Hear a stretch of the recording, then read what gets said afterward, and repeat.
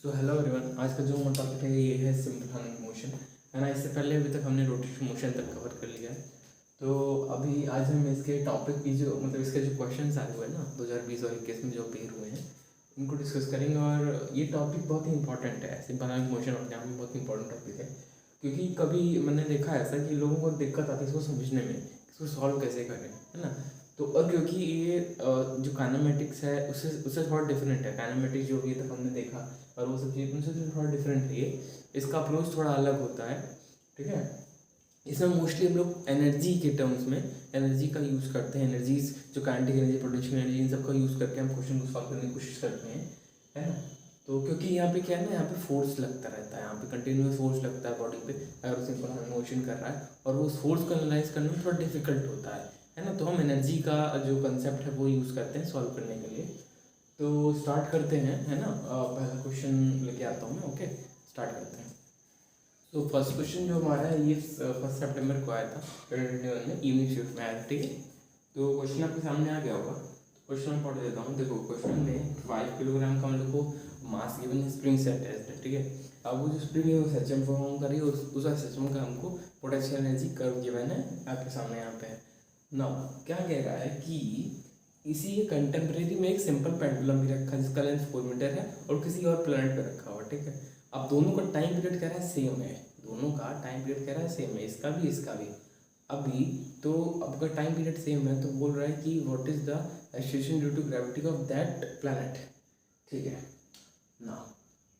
Question ज़्यादा tough नहीं है, बट हाँ थोड़ा इसमें आपको दिमाग के घोड़े दौड़ाने पड़ेंगे, ठीक है। थोड़ा सा मतलब समझना पड़ेगा। तो देखो स्टार्ट करते हैं।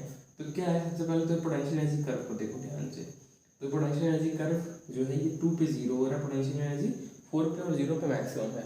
तो अगर आपको ये पता हो ये चीज़ कि यहाँ पे पोटेंशियल एनर्जी 0 होता है मेन पोजीशन पे, और ये मैक्स होता है कहाँ पे, यहाँ पे, और यहाँ पे ये मैक्स होता है, ठीक है। पोटेंशियल एनर्जी एक्सट्रीम पे मैक्स होता है और मीन पे 0 होता है, ठीक है। ये फैक्ट है, मतलब ये अगर आपको, क्योंकि ये होना भी चाहिए, इसलिए होना चाहिए क्योंकि पोटेंशियल एनर्जी मतलब क्या, कोई डिफॉर्मेशन होना चाहिए स्प्रिंग में। अब स्प्रिंग में यहाँ कोई डिफॉर्मेशन यहाँ नहीं है, बट इस तरफ और इस तरफ मैक्सिमम डिफॉर्मेशन है, ठीक है। इस वजह से यहाँ पे 0 होता है ना।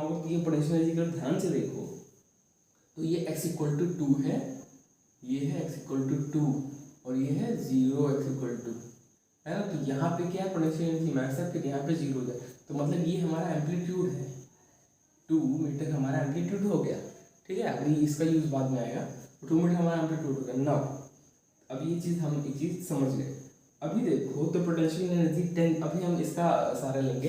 तो पोटेंशियल एनर्जी 10 जूल है, मैक्सिमम पोटेंशियल एनर्जी 10 जूल है।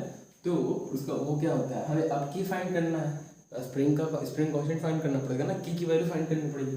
तो half k into 2 square, what is 2 amplitude square must be equal to 10 joule, क्योंकि ये स्प्रिंग पोटेंशियल एनर्जी और ये 10 जूल गिवन है हमको फिगर से, ठीक है। तो यहाँ से क्या आया 4 that is k equal to 5 newton per metre आया कि नहीं आया, k equal to 5 newton per metre, ठीक है। अभी इसका यूज करके हम लोग जो टाइम पीरियड का इक्वेशन है वो लिखते हैं। तो टाइम पीरियड का इक्वेशन क्या होगा, देखो टाइम पीरियड क्या होता है स्प्रिंग के लिए, स्प्रिंग वाले के लिए टाइम पीरियड होता है 2 equal to 2 pi root k/m, है ना। अभी क्या कहा उसने कि टाइम पीरियड दोनों का सेम है, किसका, इसका और पेंडुलम का। तो पेंडुलम का टाइम पीरियड कितना होता है 2 pi root L/AG। Now AG क्या है, acceleration due to gravity of that planet. अगर ये यहाँ पे अर्थ पे होता तो यहाँ पे हम सिंपली G ले लेते, ठीक है। बट ये वहाँ का है तो हमें नहीं पता, तो हमें फाइंड करना है, ठीक है। और L गिवन है इनको, K गिवन है, M गिवन है, बस हो गया क्वेश्चन। अब क्या करना है 5/5, क्यों, क्योंकि मास 5 गिवन है हम लोग को, क्वेश्चन देखो मास 5 गिवन है हम लोग को, और ये K की वैल्यू 5 यहाँ से निकाली हमने, is equals to root of L। L की गिवन है हमको 4 गिवन है, तो AG कितना आ गया, AG की वैल्यू आ गई 4 मीटर पर सेकेंड स्क्वायर। ये आपका करेक्ट आंसर, ठीक है। नेक्स्ट क्वेश्चन देखते हैं। सो नेक्स्ट क्वेश्चन जो आपका ये 31 अगस्त का इवनिंग शिफ्ट में, ठीक है। तो क्वेश्चन आपके सामने है यहाँ पे। अब ये क्वेश्चन इसमें आपको सॉल्व करना नहीं है, ये सिर्फ क्या बोलते हैं थ्योरेटिकल क्वेश्चन है, ठीक है। यहाँ पे आपको थ्योरी पता होनी चाहिए, तो आप ये क्वेश्चन अच्छे से सॉल्व कर पाएंगे। तो क्वेश्चन क्या है, फर्स्ट स्टेटमेंट क्या कह रहा है कि मतलब ये एक एसएचएम परफॉर्म करेगी body for the body executing SHM potential energy is always equal to its kinetic energy, मतलब फर्स्ट स्टेटमेंट था आई एम सॉरी। तो potential energy is always equal to kinetic energy. अभी ये तो रॉन्ग है, क्योंकि ये देखो मेन पोजीशन पे क्या होता है ना, ये काइनेटिक एनर्जी मैक्सिमम होती है और पोटेंशियल एनर्जी जीरो होती है। तो भाई वहाँ पर तो ये चीज़ गलत हो गई, तो फिर ये स्टेटमेंट गलत है, फर्स्ट स्टेटमेंट गलत है। अभी हम सेकंड स्टेटमेंट देखते हैं। तो average potential energy and kinetic energy over any given interval of time are always equal. अभी देखो ये स्टेटमेंट भी रॉन्ग है। कैसे देखो क्या होता है ना कि average kinetic energy in one time period is equals to average potential energy in one time period is equals to 1/4 Ka²। ये फैक्ट है, ठीक है। वन टाइम पीरियड में जो इनका एवरेज होता है, हम एक टाइम पीरियड में जो इनका एवरेज वैल्यू निकालते हैं वो दोनों की सेम आती है। किसकी? इनकी, इसकी काइनेटिक एनर्जी और पोटेंशियल एनर्जी की जो वैल्यू है वन टाइम पीरियड में जो हम एवरेज लेते हैं उसका, तो वो दोनों की सेम आती है और इसके बराबर की 1/4 K², जो कि कांस्टेंट है। तो सेकंड स्टेटमेंट में जो कह रहा है कि given interval at any given interval time, तो ये गलत है, ठीक है। जब भी आप फाइंड करेंगे इसको तो वो कहीं ना कहीं डिपेंडेंट आ जाएगी किसी पे, और वो दोनों वैल्यू सेम नहीं आएंगी, ठीक है। तो अगर आपको ये चीज़ नहीं समझना है ये कैसे आता है, तो उसका एक मैं सेपरेट वीडियो बना दूंगा कि ये 2-3 मिनट में बता दूंगा कि ये कैसे निकालते हैं हम लोग, ठीक है। फॉर्मूले में एवरेज वैल्यू निकालते हैं हम लोग। एवरेज वैल्यू कैसे लेते हैं? देखो, किसी फंक्शन का एवरेज वैल्यू हमें जो आपने पढ़ा होगा किस में, एसी में पढ़ा होगा आपने कि जो हम लोग एसी में हम एवरेज वैल्यू निकालते हैं, जैसे हम रूट RMS निकालते हैं, ठीक है। ये सब वैल्यूज निकालते हैं। तो वो कैसे निकालते हैं, तो उसी तरह सिमिलरली इसको भी निकाला जाता है, ठीक है। तो वो चीज़ है। तो मतलब सेकंड स्टेटमेंट रॉन्ग हो गया हमारा, क्योंकि यहाँ पे कहा था at any given interval of time, जो कि एक रॉन्ग है, मतलब जो कि रॉन्ग है, ठीक है।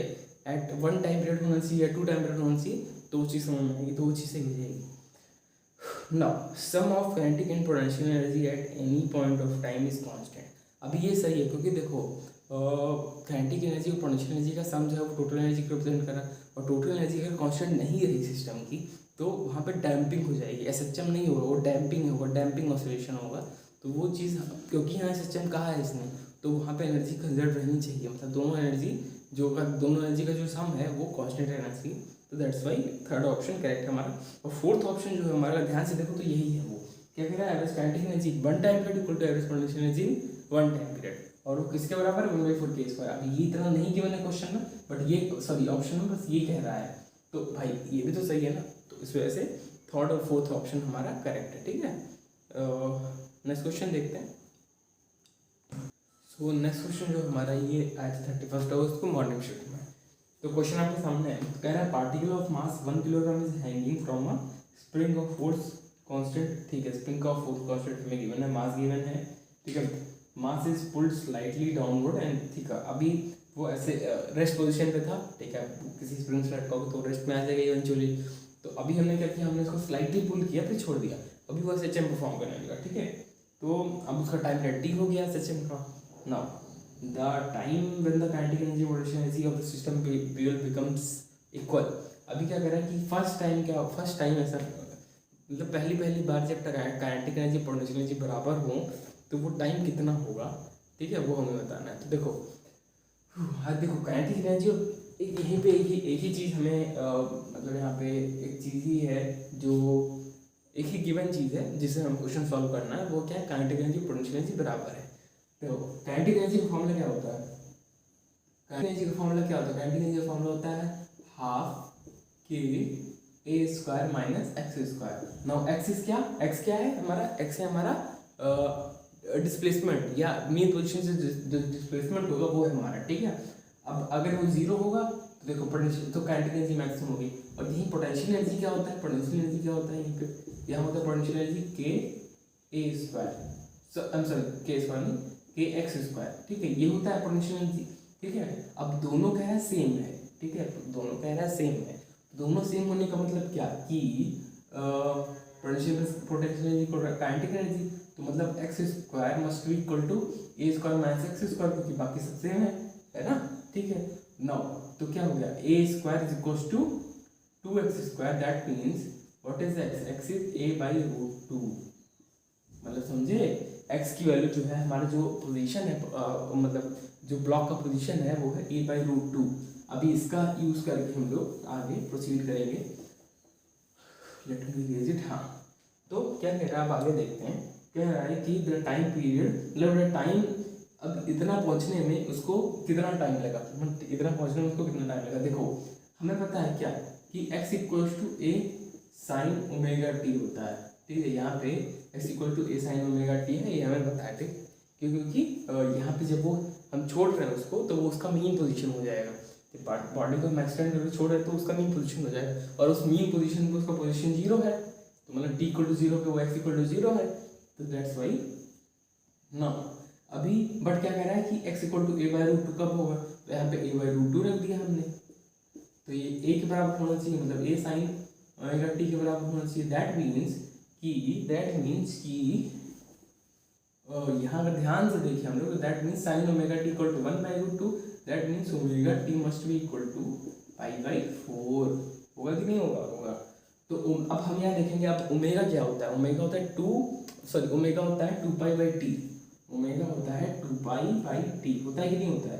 पता है ना, ये ओमेगा होता है 2π/t, या फिर t होता है 2π/ω, है ना। डिफिनीशन नहीं थी टाइम पीरियड की, है ना। तो t = 2π/ω या तो फिर omega 2π/t। Now this equals to π/4, sorry into t is equals to π/4, ये होना चाहिए। तो t की वैल्यू कितनी आई? पाई कैंसिल, तो t की वैल्यू आ गई t/8।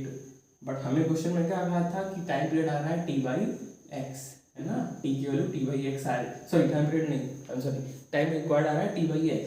That means x must be equal to 8। ये हमारा करेक्ट आंसर। हमें एनडीए टाइप क्वेश्चन था, हमें 8 फिल करना था, तो हमारा करेक्ट हो जाता, ठीक है। तो नेक्स्ट क्वेश्चन देखते हैं। सो फोर्थ क्वेश्चन जो हमारा ये 27 जुलाई को आया था इवनिंग शिफ्ट में। क्वेश्चन आपके सामने है। क्वेश्चन ज़्यादा टफ नहीं है, ईजी है, ईजी लेवल का क्वेश्चन है, ठीक है, बट थोड़ा डिफरेंट इसलिए मैंने इसका नाम लिया।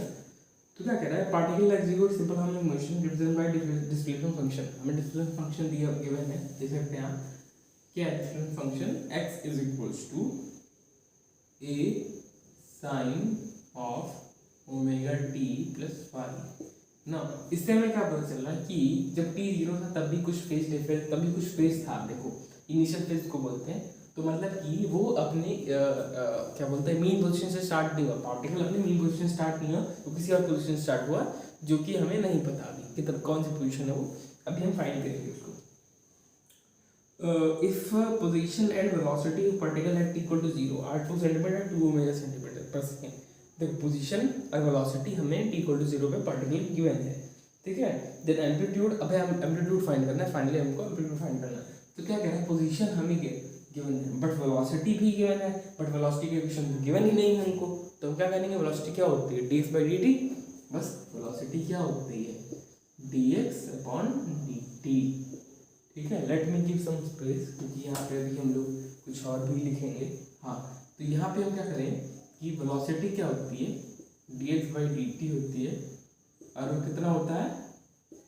ए, इसको हम डिफरेंशिएट करेंगे, तो इसको डिफरेंशिएट करने से कितना आता है?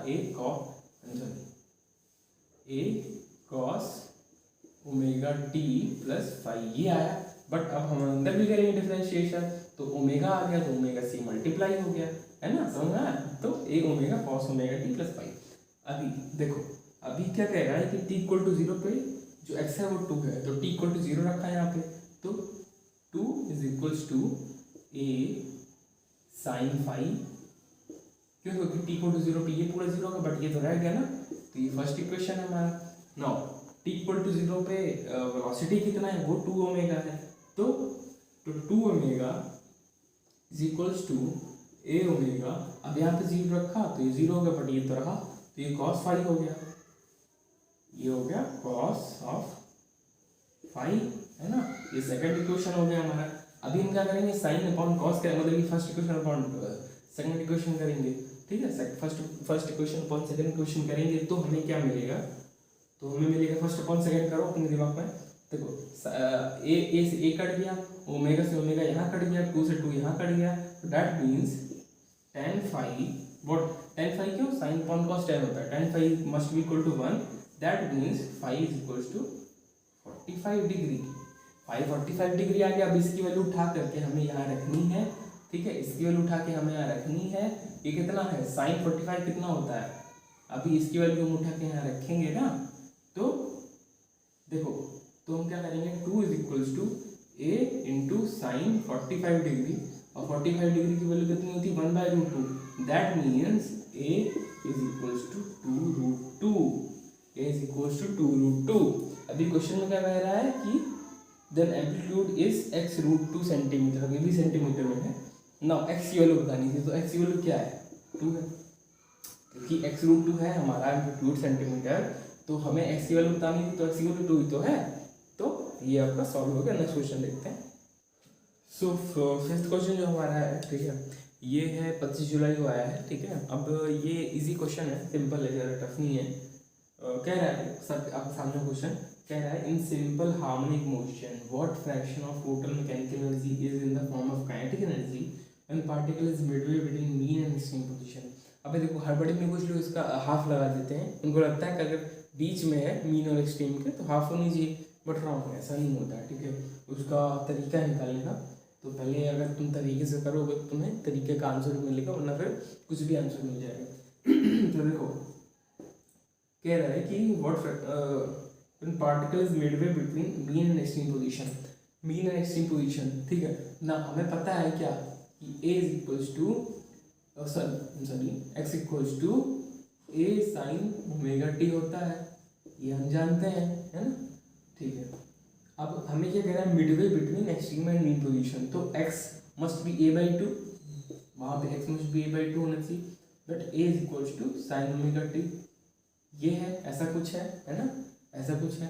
तो हमें क्या मिल गया, साइन ओमेगा टी की वैल्यू हमें कितनी मिल गई, साइन ओमेगा टी की वैल्यू हमें कितनी मिल गई, 1/2, that means omega T must be equals to π/6, क्योंकि साइन 30 की वैल्यू होती है, तो ये π/6 के बराबर होना चाहिए, है ना, ठीक है ना। क्या कह रहा है कि what form of total mechanical energy is in the form of kinetic energy when particle is Midway between mean and extreme position. देखो अभी मतलब कि देखो, अभी यहाँ पे हम काइनेटिक एनर्जी का इक्वेशन लिखते हैं अगर, ठीक है, काइनेटिक एनर्जी का इक्वेशन लिखते हैं। काइनेटिक एनर्जी का इक्वेशन क्या होता है, हाफ के ए स्क्वायर माइनस एक्स स्क्वायर, ये होता है काइनेटिक एनर्जी का इक्वेशन, ठीक है। तो यहाँ पे क्या कह रहा है कि midway between mean and extreme position, that means X equal to a/2, है ना, that means X equal to a/2, तो हाफ के ए स्क्वायर माइनस a/2 का स्क्वायर, है ना। पोटेंशियल एनर्जी का फॉर्मूला, सॉरी काइनेटिक एनर्जी का फॉर्मूला तो पता होगा ना, एक मिनट थोड़ा सा ऊपर लिखूँ मैं इसको, खैर वो करने की जरूरत नहीं थी आपको, ठीक है, ओमेगा टी की वैल्यू निकालने की जरूरत नहीं थी, अगर कुछ फर्दर पूछा था तो वहाँ पे जरूरत पड़ती है हमको। तो काइनेटिक एनर्जी का फॉर्मूला क्या होता है हाफ के ए स्क्वायर माइनस एक्स स्क्वायर, है ना। हमें पता है कि यहाँ पे x इक्वल a/2 है, तो ये हाफ हो गया, ये k हो गया, ये a स्क्वायर हो गया, ये a²/4 हो गया, क्योंकि a/2 है ना, x इक्वल टू a/2 तो a²/4 हो गया, दैट मीन्स ये हो गया हाफ k इंटू a² का 3/4, है ना। ये आई वैल्यू किसकी, काइनेटिक एनर्जी की। हमें पता है कि टोटल जो एनर्जी होती है वो होती है हाफ के स्क्वायर, टोटल एनर्जी होती है हाफ के स्क्वायर, के ऊपर ध्यान दो तो ये काइनेटिक एनर्जी जो हाफ के स्क्वायर का 3/4 है, दैट मीन्स ये 3/4 फ्रैक्शन किसका, टोटल एनर्जी का, तो 3/4 आपका करेक्ट ऑप्शन होगा, मतलब 3/4 आपका करेक्ट ऑप्शन होगा, ठीक है। तो next question, so last question जो हमारा है, ठीक है, ये 18 मार्च का आया था इवनिंग शिफ्ट में, सॉरी मॉर्निंग शिफ्ट में आया था। तो देखो क्वेश्चन, ये जो क्वेश्चन है ये बाकी से थोड़ा अलग है, यहाँ पे एरर एनालिसिस थोड़ा सा इन्वॉल्व है, और एरर एनालिसिस क्वेश्चन यहाँ पे क्यों बना, देखो क्या होता है ना कि ये जो हमारा ऑक्सीलेशन होता है इसका यूज़ करके हम लोग टाइम पे इसका यूज़ करके हम लोग जो जी होता है एक्सीलरेशन ड्यू टू ग्रेविटी वो फाइंड करते हैं, उसमें जो एरर है वो फाइंड करते हैं हम लोग, ठीक है। तो इसलिए यहाँ पे ये क्वेश्चन बना, और ये जो क्वेश्चन है इसमें भी हमें जी में ही एरर फाइंड करना है, ठीक है। आपको क्वेश्चन आपके सामने होगा, तो क्या कर रहा है, time period of simple pendulum is given by this, ठीक है। तो हमें पता ही तो चीज़ भाई, तो measured value of length of pendulum is 10 centimetre, known by 1 millimetre accuracy, ठीक है। time of 200 oscillation of pendulum is found to be 100 second using clock of 1 second revolution. अब ये सब जो इन सब का यूज़ समझ में आएगा आपको कि 1 मीटर कहाँ यूज़ करेंगे, 1 सेकंड कहाँ यूज़ करेंगे, है ना, इन सब का यूज़ समझ में आएगा। तो देखो क्या है ना कि टाइम पीरियड का फॉर्मूला हमें पता है, क्या है, इक्वल्स टू 2π√L/g। ठीक है, अभी देखो जिसमें एरर फाइंड करना है उसको सबसे पहले बाहर खींचो। ठीक है, अभी देखो जो जी है ये रूट में है। ठीक है, अब इसको बाहर खींचेंगे अगर तो क्या होगा, तो होगा जी इज इक्वल्स टू, सबसे पहले तो टी स्क्वायर किया है ना, तो क्या होगा जी इज इक्वल्स टू कितना आएगा 4π²L/t²। ये आएगी वैल्यू जी की, है ना, यहाँ से जी की वैल्यू ये आई। अभी देखो जिसमें एरर फाइंड करना है ना, तो क्या करेंगे हम लोग, डेल्टा जी, ये एरर का इक्वेशन लिखना होता है, ऐसे लिखते हैं एरर का इक्वेशन, इक्वल टू, अगर 4π² ये जो है ये कांस्टेंट है, इसमें कोई एरर नहीं आएगा। ठीक है, इसको वो छोड़ दिया जाता है, मतलब इसको काउंट नहीं, इसको देखा नहीं जाता। अभी क्या है, डेल्टा